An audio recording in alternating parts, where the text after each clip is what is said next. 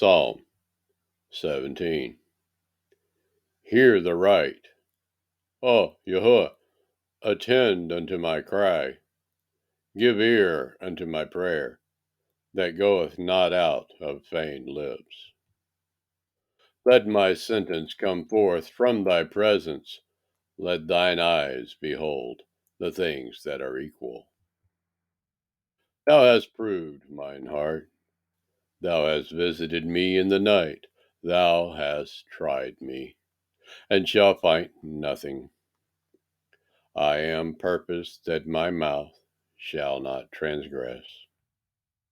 Concerning the works of men, by the word of thy lips, I have kept me from the paths of the destroyer.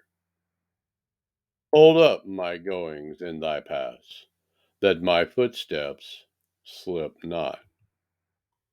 I have called upon thee, for thou wilt hear me. O El, incline thine ear unto me, and hear my speech. Show thy marvelous loving kindness, O thou that savest by thy right hand them which put their trust in thee from those that rise up against them. Keep me as the apple of the eye. Hide me under the shadow of thy wings. From the wicked that oppress me, from my deadly enemies who compass me about.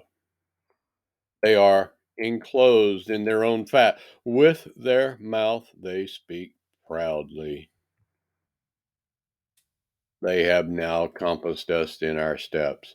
They have set their eyes bowing down to the earth, like as a lion that is greedy of its prey, and as it were a young lion lurking in secret places.